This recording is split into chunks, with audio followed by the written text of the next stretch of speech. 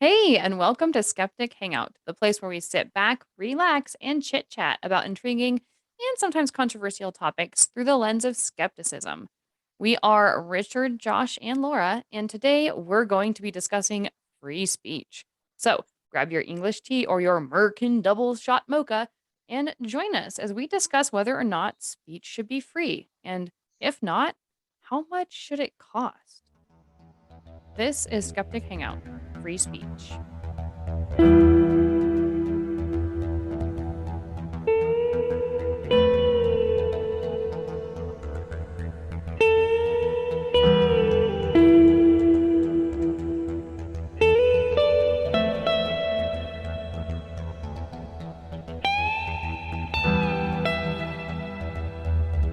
Now, Well, Richard, I'm you're not allowed to talk completely on off this the bat. episode because we have free speech and you don't.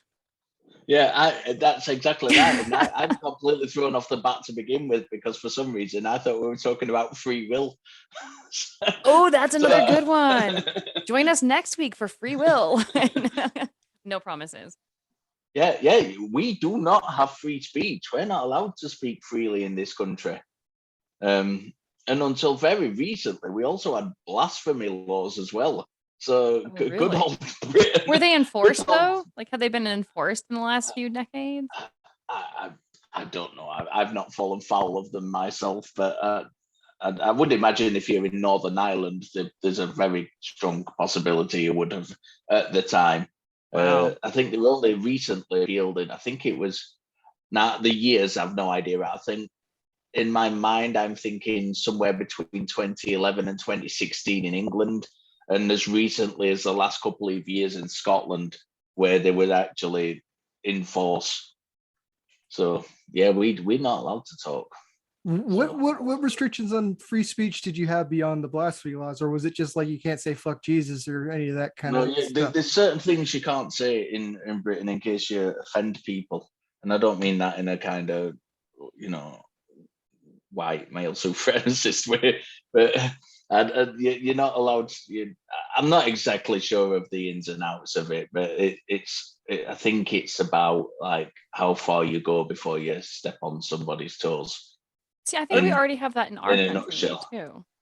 Yeah, I think Laura was going to say exactly Yeah, what I you was were going to starting to say. talk, so I stopped. Yeah, But we stopped at the same time because we are going to make the same point in that there are restrictions in free speech over here. We like to tout out free speech, but like if you're like saying like I'm going to kill somebody and you're very specific about you're going to kill them, that isn't legal. Threats of violence are not legal.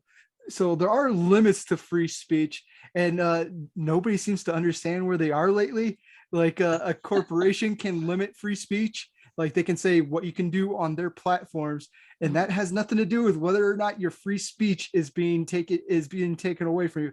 A lot of people seem to get that idea that they can say whatever they want on their internet, despite the fact that they've signed up for terms and conditions of whatever platform they're on. Free speech, for anybody that doesn't know, which hopefully most of our viewers know, if not, here's a slight education. It means the government can't stop you from speaking freely. And for the most part, we had that with a couple caveats where I do think it's important. But I honestly, there are some areas where I am for maybe a little bit more restriction. I don't think people that aren't doctors should be able to give medical advice on big platforms and have that be okay. I've gone back and forth on that, but I've seen like a QAnon spread through lack of oversight in free speech platforms, and then you get those kinds of conspiracy theories coming out. If lack of oversight seems to lead to white supremacy, misogyny, and horrible stuff like that. So I'm conflicted because I do think free speech is important, but and like I've always said, if you don't agree to a platform, you could go ahead and make your own platform for free speech. But there's a problem with that because of what happens in unregulated platforms where it's completely off, where there's no rules of etiquette at all. yeah, so there's a couple of different nuances here that you've brought up, and I hope we get to kind of stretch out and talk about both of them. But one is governments controlling what a person can and can't say and where that line is. But the other one is like we tout around our amendments and our constitution without really realizing how the actual practice within countries is either very similar or ours is behind, right? So we talk about free speech as being like a quote unquote privilege that we have, but we don't really have anything much different from what I know of than what Gilliver has over in the UK, right? Like honestly, bigotry is not okay, hate speech isn't okay, threats of violence aren't okay. And they say that free speech, I say they, I hate that because who's they? I've heard it said That's the by conspiracy unidentifiable theorists. sources, right? That the big purpose of the free speech thing was that you should be able to talk out against the government and disagree with what the government's doing. And that was the importance of not oppressing the people by telling them they can't disagree with whatever the government is doing at the time.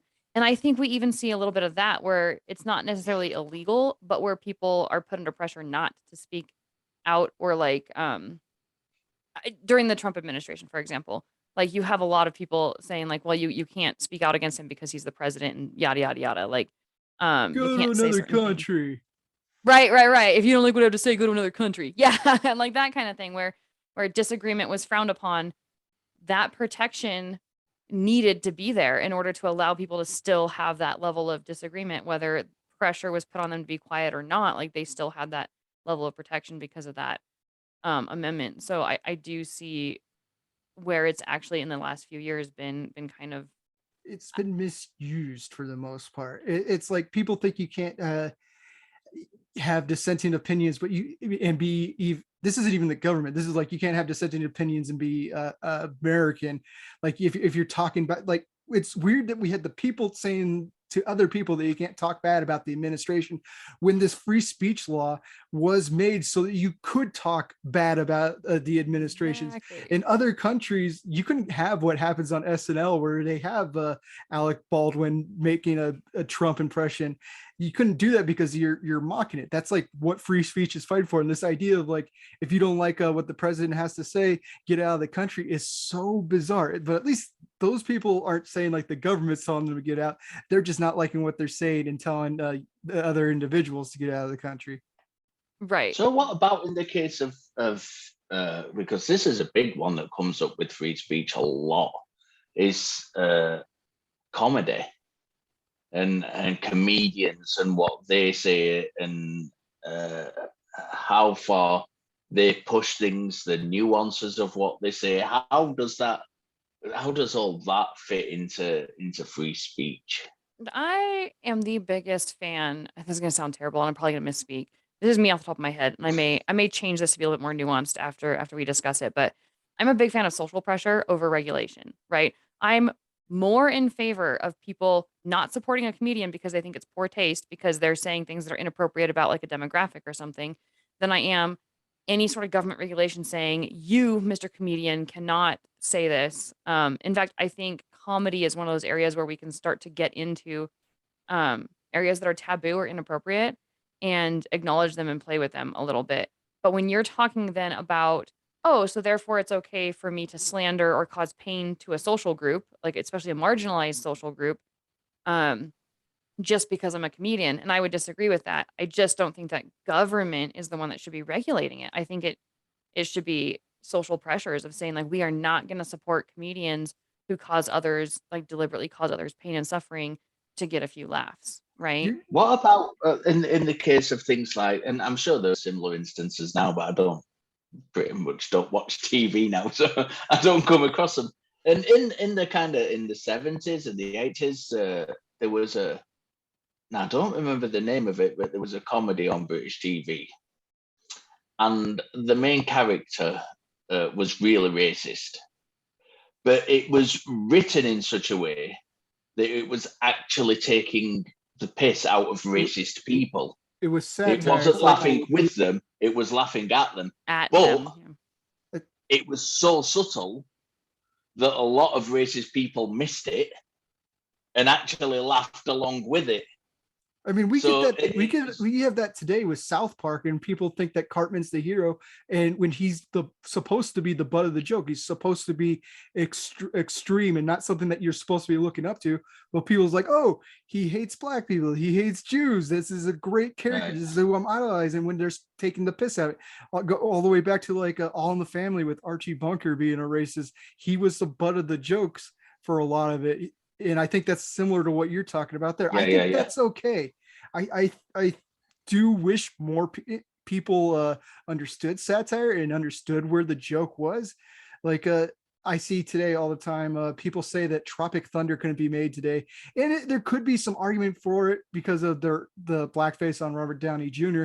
But again, it was taking the piss out of people that actually thought that was okay. Robert Downey Jr. He was was making the fun of butt those of the people. yeah, Yeah. he was the butt of the joke on that. So I can understand, like, when people at the time when people were saying it was wrong, came at a time of real racial inequality. It just it with the George Floyd instance, that's when I was really seeing a lot of people talk down on that.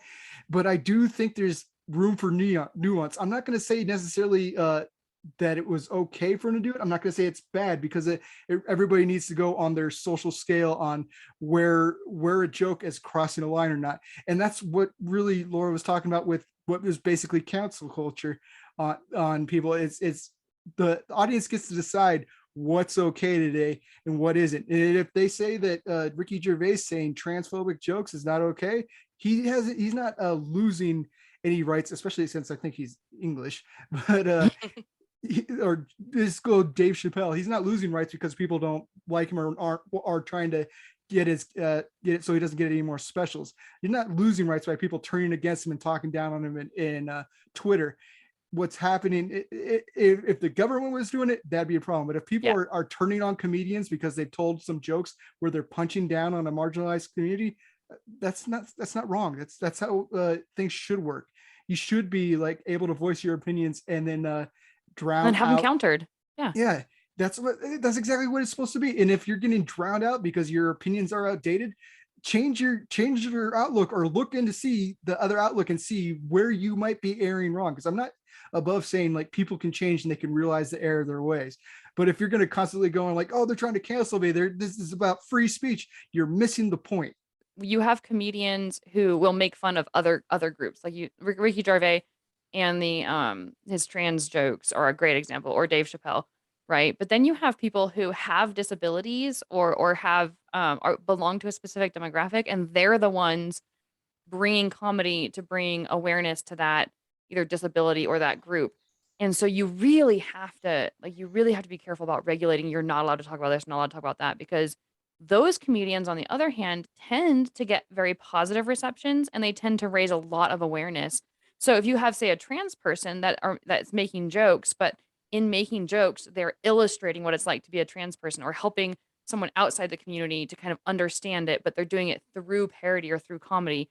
I think that that's really, really a good way to reach people, and it's really important. One of my favorite comedians is Zach Anner, and he has cerebral palsy, and he's hilarious, but he raises a lot of awareness. And so I think what you're saying is really important. There's this nuance between whether or not someone is taking another person and targeting them to make them the butt of a joke and marginalizing them or making them feel bad, and a person who's using a type of a joke to raise awareness about a topic, or to get conversation going about a topic.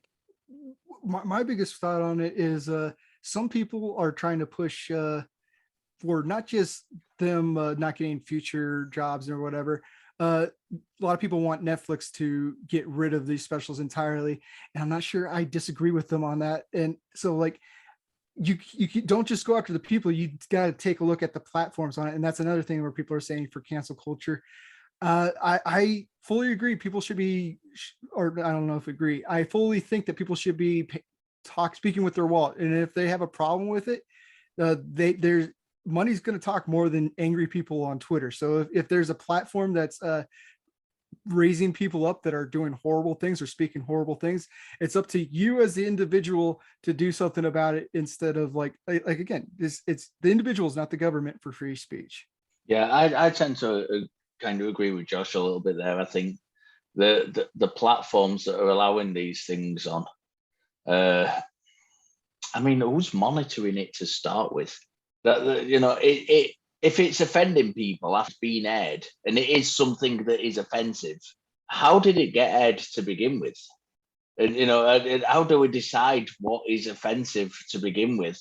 You know, I think it's difficult, and I'll use Laura's example because I've got my best friend's fiance has got cerebral palsy, and she takes the piss out of herself all the time, and she's hilarious with it. She really is funny. And something like that, to me, is far, far, even though it might offend some people, is far, far different to somebody who's, me as a white cis male taking the piss out of black gay people. It's a completely different thing. Well, And the power dynamic. Yeah, definitely. And that the mind, to me, my mind boggles as to how that would get to censors to begin with, and be aired, because there is that kind of, as Josh says, that power dynamic. It just makes it offensive already. Whereas somebody, a black gay comedian taking the piss out of themselves, would be a completely different thing. So, where's the accountability to begin with? Well, and then if other people within that community get offended, then that's something that that person has to face and has to deal with, right? Yeah, exactly. Yeah. But yeah, you talked about censorship, like who makes that decision, right? And I think I heard something on Facebook, I can't remember exactly how it goes, but something along the lines of like parody, like making fun of somebody should go uphill, not downhill. Like, and I can't remember exactly the way it's worded, but you make fun of those above you or those in a position of privilege. And that's a way of sort of challenging the power structure, right? And being able to have some sort of power within that power structure, even though you're beneath them, even if your only power is in mocking them, right? And I think that there's kind of a little bit something to that. I don't like the idea of having hard, fast rules of you're not allowed to say this, you're not allowed to say that. But there is something to be said, like what Gilliver was talking about with companies making the decision to censor in advance, like watching the video and saying, this isn't the kind of views we want represented on our platform, or these aren't the kinds of things we want said on our platform. I don't see anything wrong with that. I just wonder if some of the time, those in censorship might not have the same sensitivities as those in these small demographics, right? Like, how did Chappelle get put on Netflix or whatever it was? And it's like, well, it needed to be aired for the people to see it, to get offended, to kind of, and I could be totally wrong because I haven't seen his video. It may have been completely blatant and obvious. I don't know. But maybe sometimes getting through the censorship and getting the reaction of the people is how it gets what is it, like, exposed kind of, and how it gets discussed. Yeah, very good. I think that's a very good point. Yeah, and it kind of counters what I was saying quite well, if I'm honest. That maybe if you're playing it to a room full of people who genuinely find it funny, maybe it does need that wider exposure to be seen that it's not funny. And I've not seen the one you're referring to either, so I'm not speaking specifically about that. But maybe it does need that wider exposure for people to say, actually, look at what you're doing. It's not funny. I'd not consider that, so I stand corrected. I mean, there's also the fact that these were probably contracts that were done before the specials even aired. True. So again, you do have to kind of speak with your wallet and just like, they let this happen. If you want to keep using these comedians, we're gone, because there is the idea that maybe the damage is already done. Maybe they can't remove it for a certain amount of time or something like that.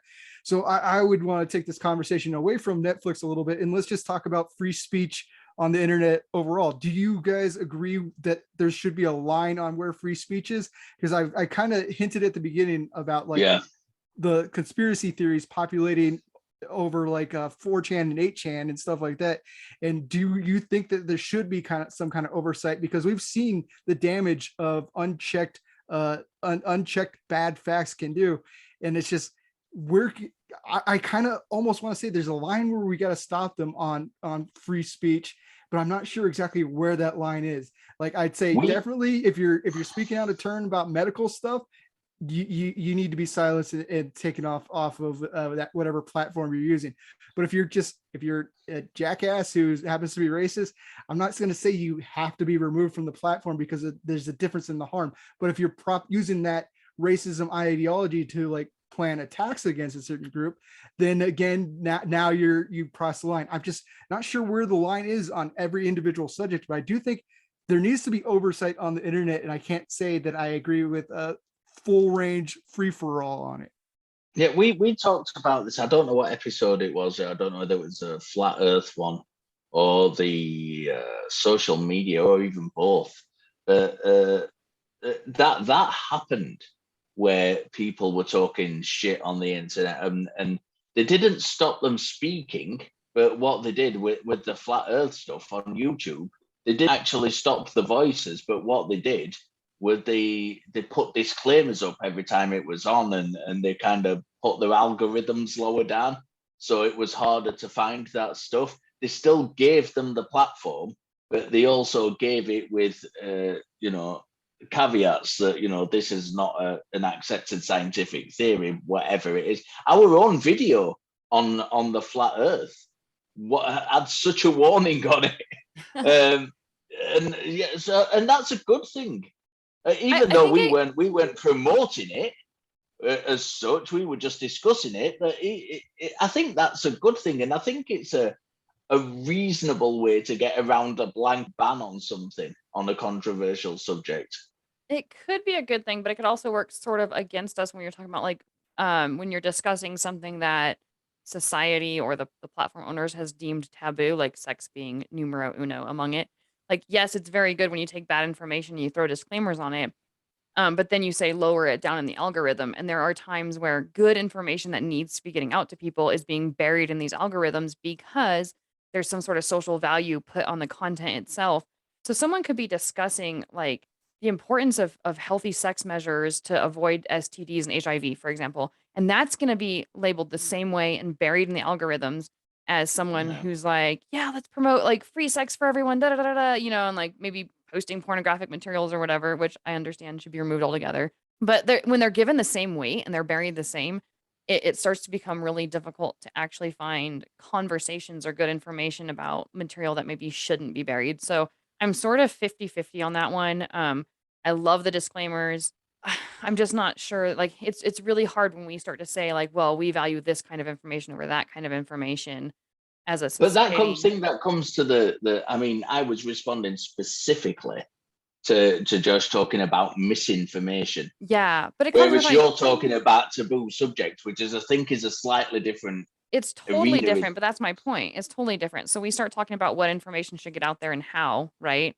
They get kind of lumped together, right? Like, and that was just to your point, like an answer to Josh's question, when he was saying, what was it like? What sort of? It was like, where do you draw the line on where you should be like stopping the flow of information? Like, Yes.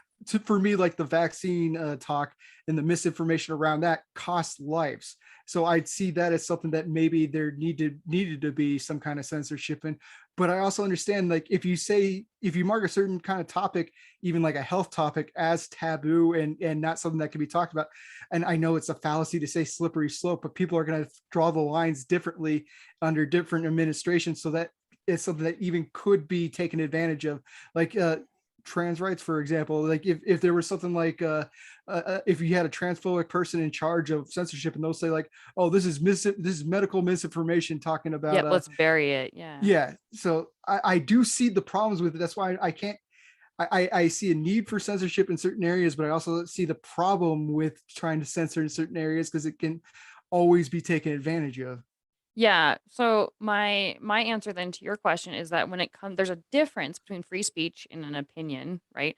And information. And that needs to be like, that is where the line needs to be is, are you presenting something as information, as fact? And I think that that actually should be very heavily regulated. I don't know who's doing the regulating, so I'm not presenting a solution, right?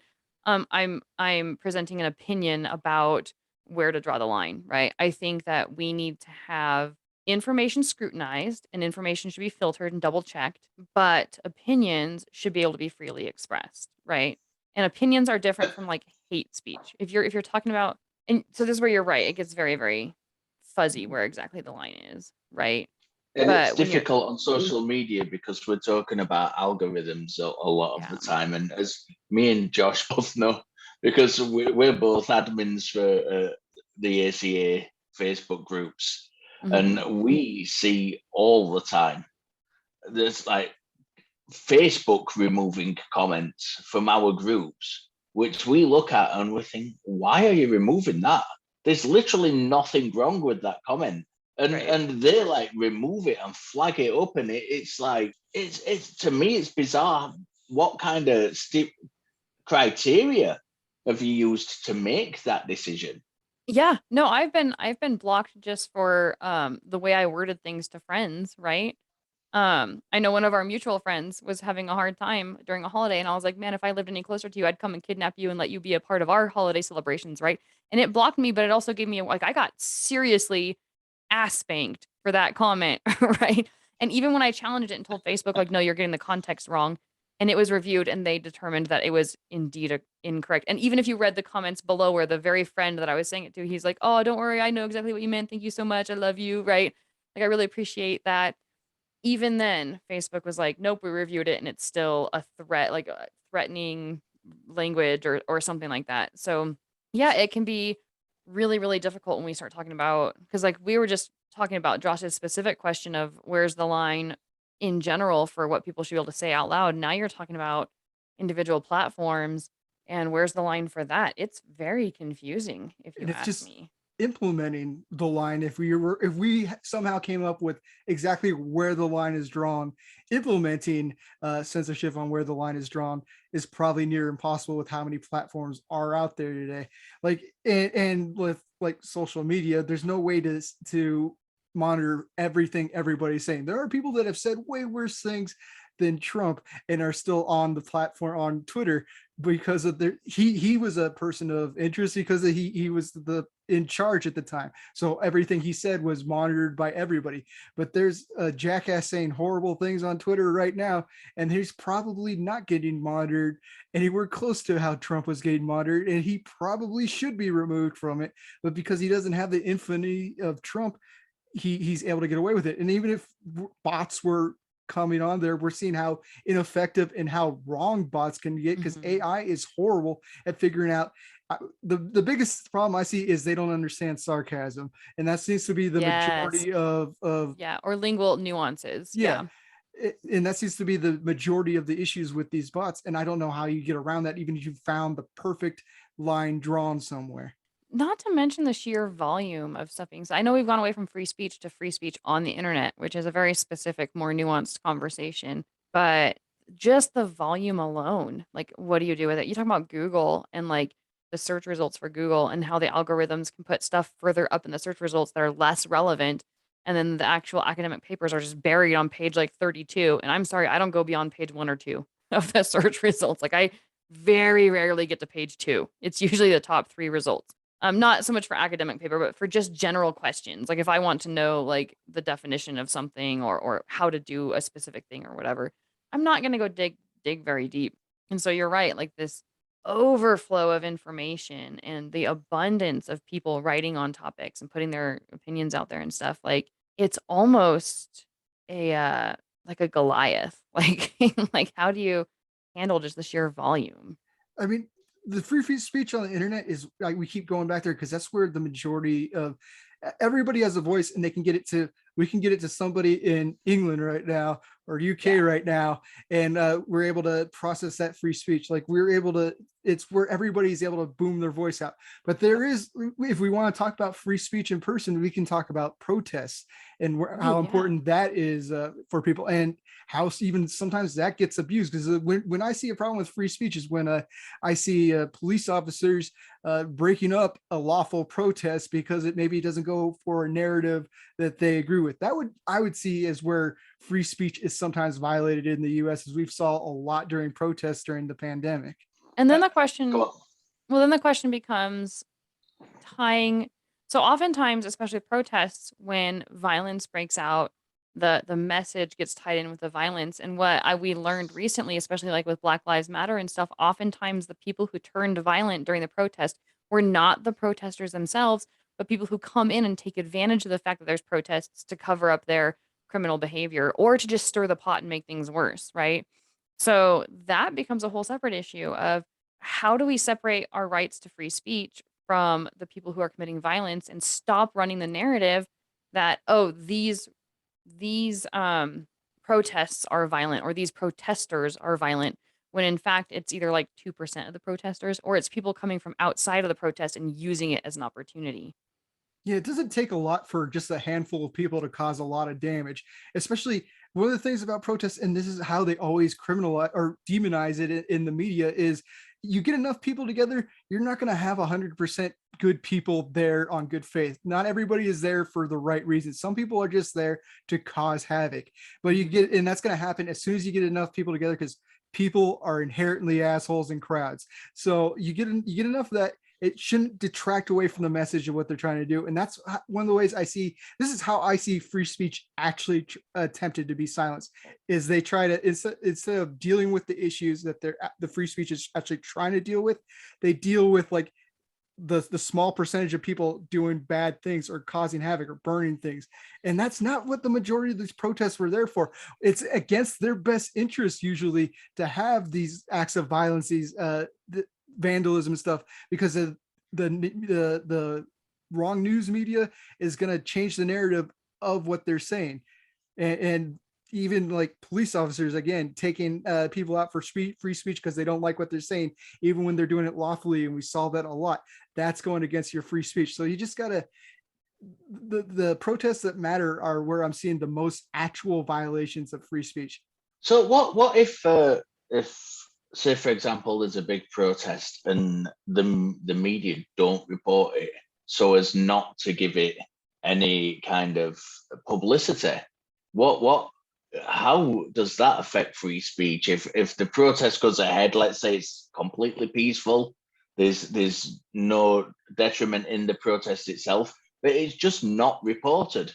It's just not reported upon, and their voices aren't heard outside that immediate area where they are.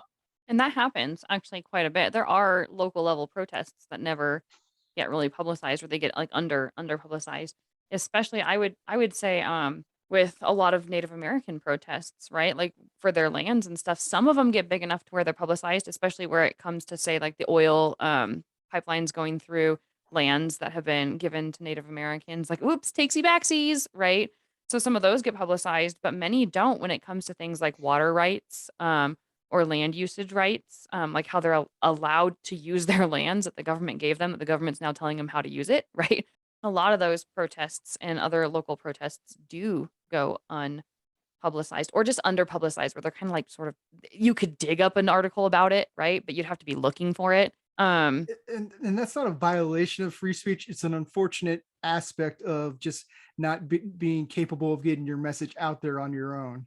Yeah, I think that there could be like, yeah, arguments both ways, because I don't think it's definitely not a violation of free speech, because the government, as far as I know, the government is not calling up the media and saying, "No, I don't want you to go down there and cover this thing because we That don't would be a want bad to," right? That would be a clear violation of free speech. But just the media being in general not interested in that particular story, or it not catching enough attention. I'm with Josh. It's unfortunate. It just means that some messages don't get out there as much as they could or maybe should. And the media is made to make money now. Like we have the 24-hour news cycle where they're going for whatever is going to get the most eyes on the screen. And this like certain topics, regardless of how important they may be, don't catch people's eyes, and that's what they're chasing. Yeah. What about individuals then who go out in the street and kind of uh, because there are different ways of looking at this. You can kind of have advertisers who go out in the street and advertise to street preachers and kind of all sorts of things in between. What kind of levels of free speech do you think should be looked at with the kind of various levels of just individuals or groups of two or three people? Buskers even, people, getting licenses to busk on the street and things like that. Whether you should be allowed to busk freely, because in where I live, you need a license to busk. You can't just go out and make music. You realize you're speaking British to two Americans, and we're Yeah. both like staring at you like, I can't even say that word. Busk. Busk. It's where a Busk? musician goes and plays music on the street. I didn't realize that was a British thing. I thought that Oh was my just gosh, we were universal. both looking at you like, street musicians happen. I think there are certain areas where they're not allowed to do it, but I've never tried doing it myself. But like I live not far from Hollywood. We have all kinds of performers that are just on the streets. We have people dressed up as Batman, Spider-Man, Batman playing guitar. It happens. There's nothing wrong with that. I think there's like noise ordinances, so there's probably like certain areas where they're allowed to do that, and that makes sense to me because of like, if somebody was able to just start busking outside of my house, I'd be pretty damn annoyed by I'd be them. upset. Yeah, so that's what I was gonna say is I think it comes down to city ordinances, and that's tricky when you're talking about free speech. So being able to go on a street and say like do street preaching, right? Like there might be an ordinance against it in a certain area, and then that could potentially become an argument for free speech. I hate freaking street preachers. I think like, I really think that I even hate a lot of advertising. I think that the amount that we are allowed to be advertised to is asinine, and that businesses should not be allowed to get up in our faces as much as they are, including like my mail and my cell phone and my emails and yeah, as much as we want to advertise to you. Thank you, Josh. I do think that there is a lot of compromise and balance that needs to be struck between free speech when you're talking about approaching another person with wanting to tell them something, give them something, sell them something, change their mind about something, and that person's freedom to not be fucking bothered every 2 seconds by other people. So yeah, I don't know. I think it usually comes down to like in direct answer to your question, it comes down to I think local and city ordinances, whether or not something is allowed in a certain area. But I can say as an individual, that's a struggle for me is where to draw that line. Because I want to be able to have the freedom to be able to say what I want.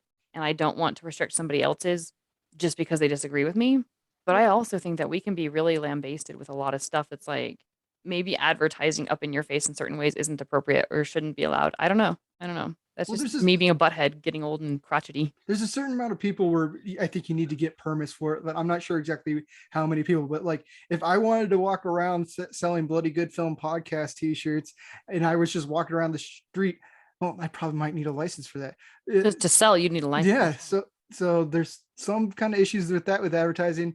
But if I just wanted to be opinionated and sell everybody on how great the Highlander movies are, there at a certain point, if I got too many people that were really enthusiastic about Highlander, I think it might be a disruption. But if we had like 10 people that were aggressively talking to people about Highlander, I think it'd be more of a nuisance and not anything against free speech. You get 50 people talking about how Highlander deserves more than one movie and people need to watch the second movie. I think that might be something that requires a permit.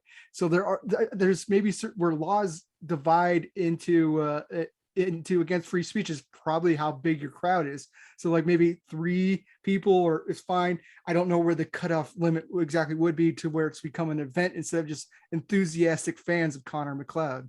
Right. And then there's the question of like going against what I just said, like directly challenging what I just said. There has to be a line of like, you don't have a right to not be annoyed, right? Like, yeah, there might be some forms of free speech, whether it's advertising or street preaching or musicians gathering or whatever, that might bother an individual.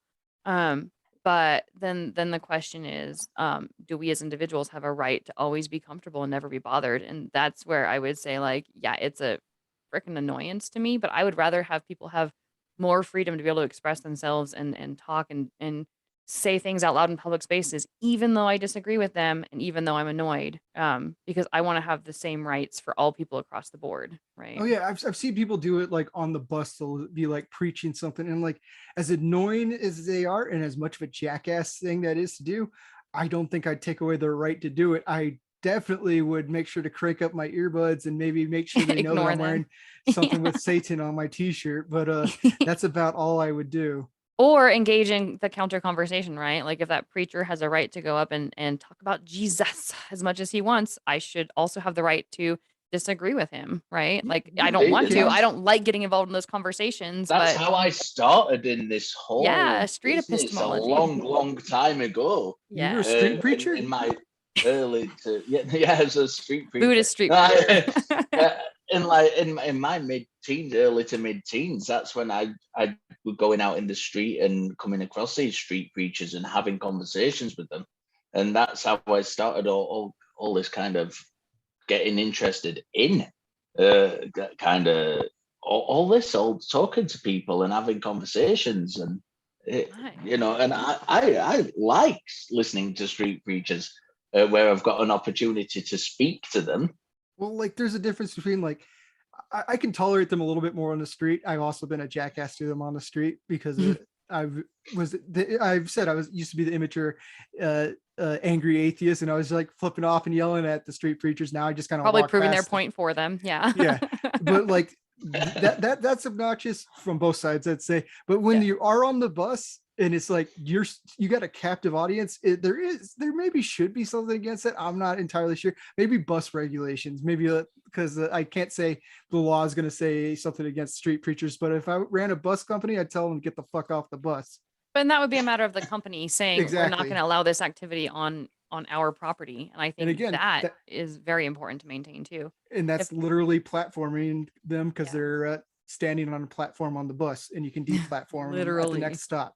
So that brings up an interesting question that maybe we could start to close the show out with is we talked about platforms like Facebook and stuff like that, and other social media platforms being allowed to determine what is and isn't said on their platform and like regulate their own space.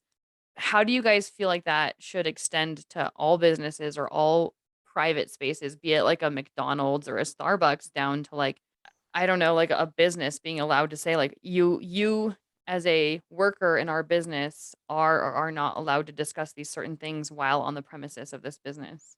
Well, I have that in my business where we deal in the distribution of political stuff, Yeah. like advertising materials, and we're not allowed to not deliver it. Right. We have to deliver it regardless of what our personal opinion is on that subject, which to me is fair. Give everybody the same. We don't favor one political party over another. We have to treat them all the same, and to me that's fair. Although we're being told that we're not allowed to kind of express our own opinion, which is kind of a restriction on free speech, we've got to treat everybody equally, and I think that's fair. I have no problem with that. I'd say with companies, I'd political religious stuff doesn't really belong in companies. Like I can understand them putting a restriction on that, but there are some restrictions that they put out, like you can't be talking to your coworkers about your paycheck, which is purely in the business's self-interest, and they're trying to keep you from seeing how maybe you're getting screwed over. So like if it's something that's about productivity, because I'm going to be arguing with right wingers if I start talking to people in my work too much, and so that'd be very unproductive. Or But if creating a hostile work environment. Yeah. exactly. But if we're talking to each other about our pay, and like I'm realizing that I'm getting way more paid than somebody else, I think that they should know about it because I'm such a nice guy and I'm very virtuous like that. They should know about that, and we should be able to talk about that so that they can go about getting their own pay raise, especially if we're doing the same job and if they're just as qualified with me as me. They should know how they're getting treated by the company, and like those kinds of those kinds of censorships from work, I don't think should happen. I don't think they should be legal.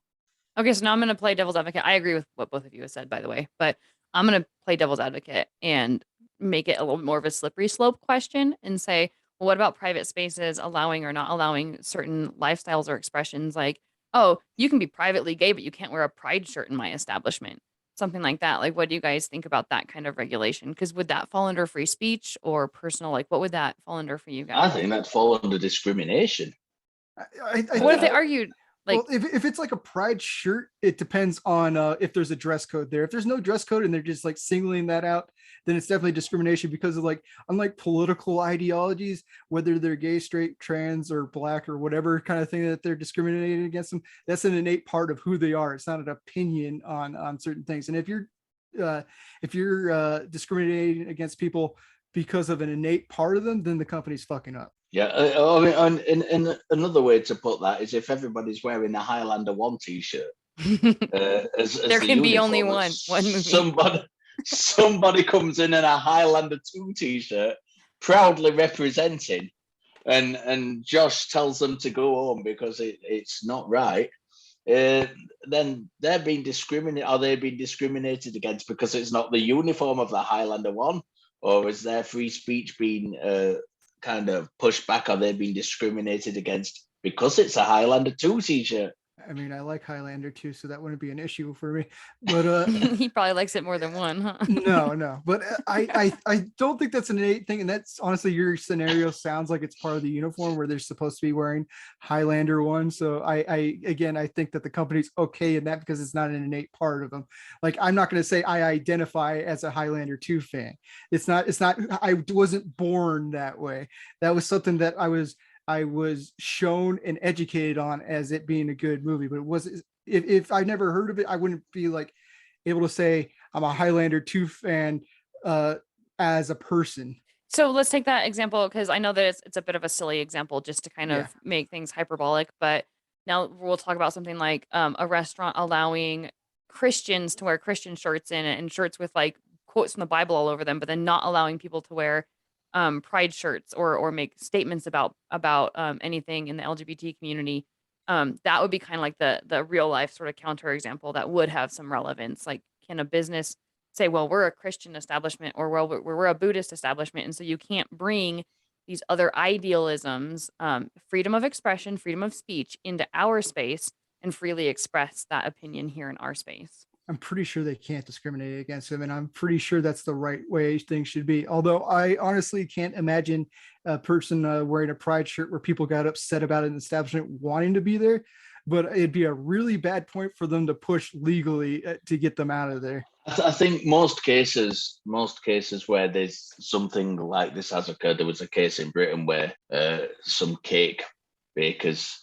No, was that America actually? That was the US one. In Britain, it was the hoteliers, I think, who refused a gay couple to spend the night there in the same room, in bed, and they turned them away, if I remember rightly. And then I think it was in the US with the cake makers, wasn't it? But it was pretty much the same scenario. It was they were turned. The cake was made for a gay wedding, so they refused to make it. And in both cases, the ruling went against the owners, and in both cases, it was clear discrimination. Yeah, so that's where I would think there's nuances. I think that freedom of speech and discrimination can kind of go hand in hand, where you're prohibiting someone's freedom of speech and you're discriminating against them. When you talk about those two examples, I think that's clearly, in my opinion, unless there's more nuances I'm missing, that's just discrimination. You're not limiting their freedom of speech, you're limiting their freedom of personhood, right? And so I think that would be just a clear-cut case of discrimination. And I agree with you guys that all of those shouldn't be allowed and you shouldn't be able to discriminate. So I just want to make it clear that like I'm just kind of playing devil's advocate and kind of sussing out where something is or isn't okay. But I think freedom of speech and freedom of expression kind of go hand in hand with discrimination. Yeah. And I think that a lot of times you could argue that not only are you limiting someone's freedom of speech as a private establishment, which I think can be allowed. You can say like, hey, these certain types of speech aren't allowed here, hate speech, political speech, religious speech, but where freedom of speech actually gets into discrimination, now that becomes a completely different conversation where, oh, person A of religion A can talk about their religion in the workspace, but person B of different religion or of contrasting views cannot. Like that would be something where I would agree is an example of discrimination, and freedom of speech really. Whereas if you blanket ban all religious speech, that's absolutely fine because you're not discriminating against anybody. Right. Although they'll like to say that you're promoting atheism by being secular, but that's usually a really bad straw man. Yeah, and that can usually be argued against when you talk about toxic work environments. Yeah. Well, we're coming to the end of the show, so I'm going to once again reach out to our audience and say, hey, thank you for listening. I think that's fantastic that you've stuck with us through to the end, and I'm sure you have your own opinions. So I'm going to encourage you to jump on Facebook and either find the link of where we posted the video or create your own post and let us know what you think about freedom of speech. What is free speech? What are the limitations of it? What does it mean to have free speech? Have we captured that in your opinion, or did we miss some nuances? Do you have a different opinion about free speech and what it should and shouldn't entail? Other than that, thank you for listening. And gentlemen, closing thoughts. First of all, please correct me if I'm wrong on the British freedom of speech thing, because I'm sure I got that wrong at the beginning. I can't remember the exact kind of what the British nuances are. So correct me, because I'm pretty sure I am wrong. I'd like to be corrected on that. Other than that, yeah, I think it's been an interesting conversation, and we've touched on lots of different areas. Again, it's one of those where you can talk about things like comedy and it be nuanced, or you can go all the way to discrimination against somebody because of the personhood. I think it's a wide-ranging topic, which in a lot of cases is pretty clear cut. I think when all comes down to it, and we look at the evidence and things like that, but freedom of speech is. I've never been censored, and I say some pretty wild shit. it's it it is what it is. If I need censoring, I know people who've been deplatformed for saying perfectly innocent things.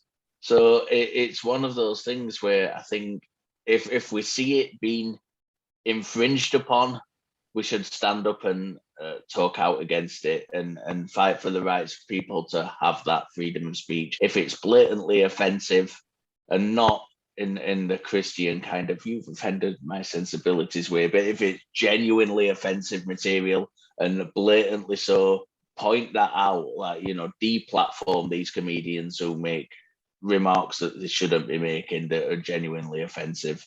We've got the power to do it because we're the people who buy the tickets and watch the shows. That's me. All right. I also think you should correct Richard for the beginning of this episode. Do any of that. And I don't know if free speech as a concept is really a thing, because there are definitely lines where we kind of come to where there's an issue where you would cut it off. So I'd say mostly free expression, mostly free speech, but there are limits to it. So it's like abundant speech maybe is what I'd advocate for over exactly free speech, and abundant into the upper limits. But whether or not the free speech as it's defined is a thing, I don't believe it is. I think we're always going to find problematic elements. We're also going to find problematic elements as soon as you censor one thing, even on done for the most righteous reason. So the whole idea is a mess, and we as people with our fucked up brains are not equipped to deal with this as accurately as I would like us to be able to. I like what both of you have to say. I agree wholeheartedly with Josh that freedom of speech as a concept doesn't actually exist. In pretty much all cultures, there's something that is limited, and maybe it does somewhere out in like some utopic society somewhere that I don't know about. But there always is that line where this type of speech is just not okay for this various reason. But what I think is most important to remember about free speech in the way that we think of it as Americans is we're talking about a constitutional right, which is a very specific thing that relates to the government and what they can and cannot tell you. And so when we talk about platforms and businesses and all that stuff, yes, there's a nuanced conversation to be had. And yes, social pressure and how we vote and how we raise our voices does have an impact on that. But that is very, very different than the constitutional right to the freedom of speech, which deals entirely with what a government can do to an individual to stop them from saying something. And even then, I don't think we actually have it the way that we think we have it. There's a lot of ways in which the government does regulate our speech. So I think, to me, I want to leave the audience with my parting thought being that free speech to me is more of a slogan than an actual thing. It's something that we latch onto to feel good about ourselves and what we can and can't do in terms of what we can say. But when you really, really, really boil it down, it is just a concept. And on that note, keep questioning. And on that note, keep questioning. Interrogate your beliefs. Stay skeptical. We'll see you next time. Bye.